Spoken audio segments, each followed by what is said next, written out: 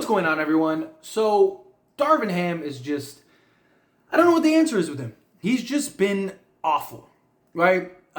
Just the way he's approached this roster and this team, the lack of calling timeouts when some need to clearly be made.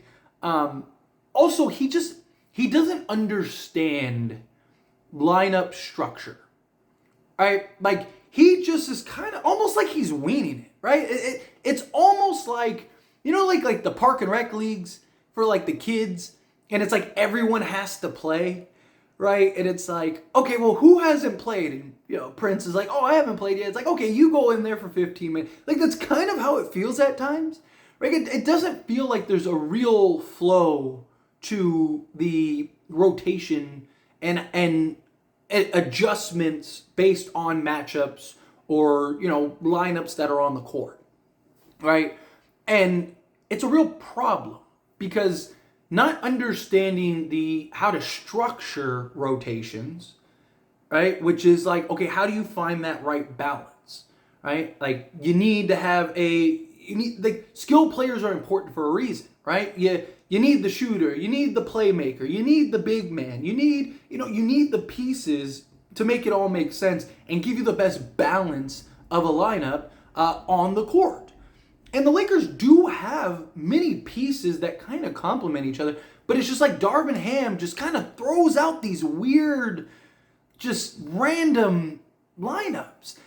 And early on, I defended Darvin Ham to an extent because it's not all on Darvin Ham, right? Darvin Ham has been atrocious. Don't get me wrong. Darvin Ham has been awful. But the players' lack of showing up, the energy, there's been a lot of player and personnel issues also besides Darvin Ham. Darvin Ham's a big problem, but we also have all these other problems, right? Like, Darvin Ham's the bonfire, but we still have all these like little fires that need to be put out. And the early on, I would talk about how, like, hey, you got this new roster coming in. You want a little experimentation. Basically, like, everything that I talked about in the offseason was happening early on. And you dealt with some injuries and stuff like that. So I was like, okay, like, let's just give it time. Like, let's see. Give it 20 games and let's figure out where we're at. Let's figure out how, he's experimenting with different units, trying to figure out, okay, like, which guys work best, right? You got this deep roster. You're dealing with some injuries for key players. Like, let's let him kind of flush things out a little bit, especially early in the season. Most teams are doing that outside of, like, a team like Boston or Denver, who they only have like 7 guys that they're playing, right? But like the deeper teams, you want to kind of, okay, is this guy worth starting? Is this guy, a 15-minute a game guy, or is this guy like a 20-minute a game guy, right? And you're trying to go the ins and outs. So I was willing to be patient with Darvin Ham. That was my big thing. Like, let's wait and see how it develops. Then as time went on, it was like, okay, this guy clearly, it's beyond the, hey, let's experiment here. Hey, let's kind of figure out, hey, we're dealing with injuries. No, it's just like, okay, you don't understand how basic offense, defense is operating, how proper lineup structures are to be used, right? Using proper timeouts in key areas, right? I am a fan of letting players figure it out, right? Like, you even see guys like Phil Jackson, right? Phil Jackson was like notorious for just like letting guys play and not using timeouts, right? But it was to a point, right? It's like he wasn't letting teams go on like 34-5 runs or something crazy like that before he decided to call a timeout. Right? It was just kind of like, okay, we're down 8. Like, let's see if they can kind of figure it out. Okay, they pushed it to 12. Here's the timeout, right? And, times it would be frustrating, but times they would be able to work it out, right? And it was like, okay, that's kind of the beauty of it all, right? But Darvin Ham, it's just like, it's almost like timeouts are a scarcity. Now, I do think some people, some in the fandom kind of like overblow the timeouts at times. So like, Darvin Ham will call a proper timeout. And then it's like, sometimes you'll see him like follow up and it's like he calls another, and then people are screaming to call another timeout. It's like, dude, we're going to burn all our timeouts by halftime. Like, at some point, the players got to figure stuff out. But that's not the case 90% of the time. And it's just like, he's clearly in over his head. He just is, right? Like, as an assistant, like, there are some good qualities. There are some things about Darvin Ham that would be good in a sort of like an assistant role. That's why I think he had so much success as an assistant, but he's not good with the ins and outs. He's not good with the X's and O's. So either A, the Lakers need to get somebody that can manage and handle that for Darvin Ham, and Darvin Ham is just kind of the face out there with his hands in his pockets, or they need to get rid of him and get somebody that can run those X's and O's and can kind of facilitate that. Because, again, we have enough of a sample size. Another big reason why I defended him early on was because he actually was good towards the back half of the season and in the postseason, right? I defended him last year and it paid off, right? Like, my whole argument last season when people were like, oh, Darvin Ham's not it, I was like, one, it's his first year. Two, we don't have a real roster. Right? Like, it's just a bunch of 6-foot guards. Like, their entire roster is as tall as I am. Like, it doesn't bode well. And everyone on the roster is probably as athletic as I am, even with the dad bod and all. So I was like, let's see what happens when he gets a fair shake with a fair roster. And then you saw them get Rui. And then you saw them get all the pieces, the D'Lo. And then all of a sudden, it was like, okay, now let's see what Darvin Ham's got. Lakers really went on a run. Get into the postseason, right? And the in-season or the play-in tournament, I thought Darvin Ham did a great job. In the postseason, particularly the first 2 rounds. I mean, everybody was praising Darvin Ham after the Warriors series, and all the talk was like, Darvin Ham outcoached Steve Kerr. Oh my gosh, like what a great he made the little changes and he did this and that. And it was like, okay, like he can be good. He can be serviceable. And then you got the Denver matchup, and I felt like he wasn't great in the Denver matchup, but also it was kind of hard when like no one really showed up, right? I know a lot of people want to put it like all on D'Lo, but like where was Rui in that series? Where was Anthony Davis in some of those games, right? LeBron outside of like game 4 where the series was over, he tried to like put something together. AD, LeBron, and D'Lo all were dealing with foot issues. Like, LeBron was supposed to get surgery. AD wasn't even supposed to be playing. D'Lo missed time before the postseason because of that. Like, Lonnie Walker basically was unplayable. Like, everybody outside of, like, Austin Reeves basically just vanished in that series for a good chunk in portions throughout.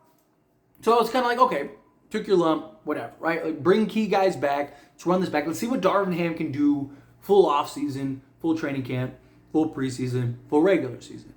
And now it is clearly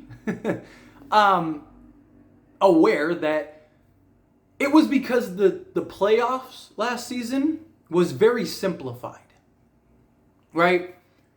A lot of times this season, it's like part of the reason Darvin Ham doesn't really seem to be able to, or he looks so bad, is I think that one, there's too many players that he feels he has to get involved and in the game.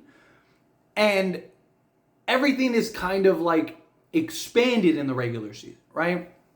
Because you're constantly dealing with injuries. You're constantly dealing with, various just occurrences over an 82 game season. Like there's a lot that goes into an 82 game season.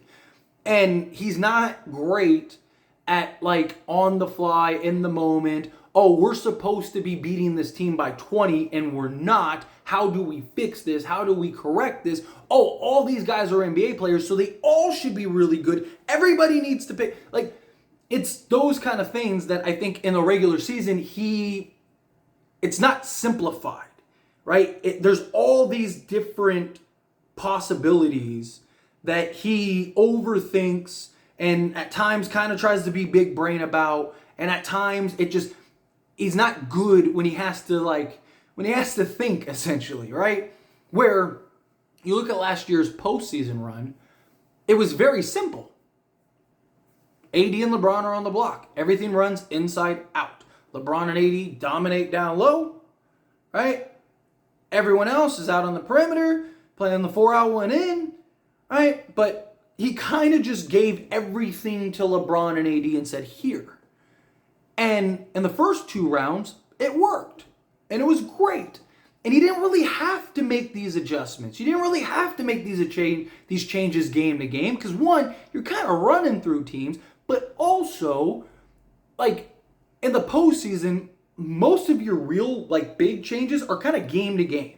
Because it's a 7-game series, right? So, you know, like, let's say you're up 2-1, right? And it's like, do I really want to play all my cards right now, or do I want to kind of let this unfold, see how this plays out, and then we make that big adjustment, right? Like, you know, like a Rui at the 4 in the starting unit this time, you know, whatever, right? And so Darvin Ham didn't really have to overthink things. It was all very simple. And when you're talking about the rotation, you had several guys that were out because of injury, and then you had guys like Malik Beasley who basically became unplayable. So it really was only 7 guys, right? So it was just basically, I need to stick with these 7 guys. I'm going to play AD and LeBron 46 minutes a game, and it worked. And then you saw in the Denver series where he actually had to make game-to-game, in-the-moment adjustments because the game plan wasn't working, right? You couldn't just give the ball, you couldn't just put LeBron and AD on the block and just let everything flow through them. Denver was prepared for that. Denver was torching us. Guys weren't performing the way that they had in the previous rounds, right? All of a sudden, all these things start happening to where you have to kind of figure stuff out. And it's like when everything was working and going well, there was nothing for you to really fix. But now that there's something for you to fix, you clearly don't know how to fix it, right? And, you know, you kind of brush that off as like, hey, it was a bad series. Guys didn't show up, right? It's his first year as a head coach. He'll kind of get it. And then he got into this season, and it's like he got worse. It's really bizarre. It's like he's regressing rather than progressing. And it's really an anomaly. But the problem is are you gonna really fire him right now? You got 18 games left in the season? Firing him does what? What does firing him do?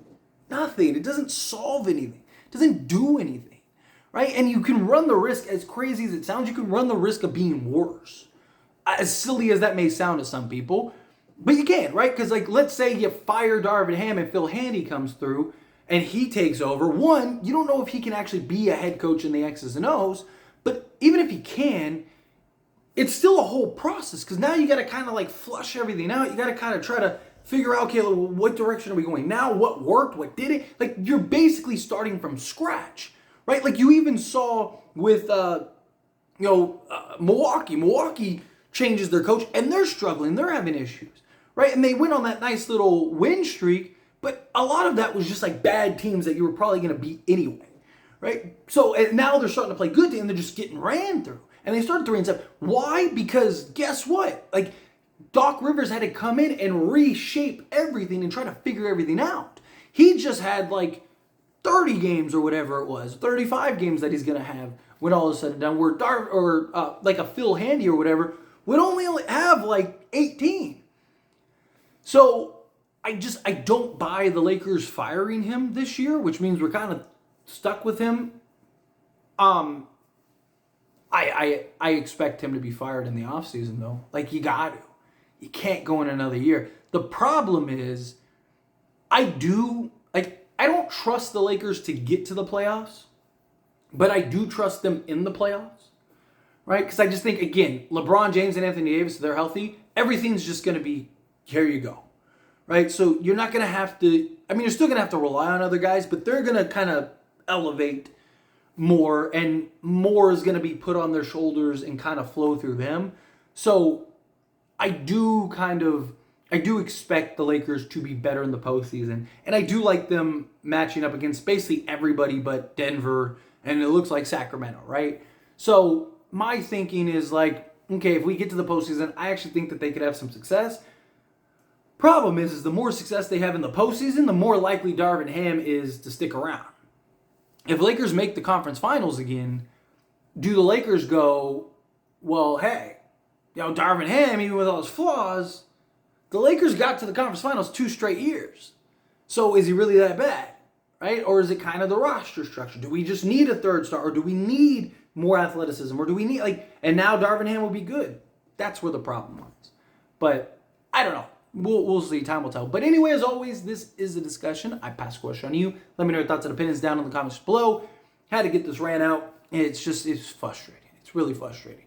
I'm not as amped as I was earlier. I was trying to let cooler heads prevail for this video. If you saw the live stream yesterday, then yeah, I was not very happy. But I want the Lakers to be good, and it's frustrating. We should be good. I think we're better than our record, but I think the coach is a big part of the problem. Again, he's not the only problem, but he's definitely part of it. But anyway, again, however you feel, love to hear it. Let me know down in the comments below. That being said, if you haven't liked this video, hit that like button. Helps me out a lot. Lets me enjoy these types of videos, and I truly appreciate it. Not subscribe to the channel, hit that subscribe button. Turn on the bell notifications. Appreciate y'all. See you in the next one. Thank you.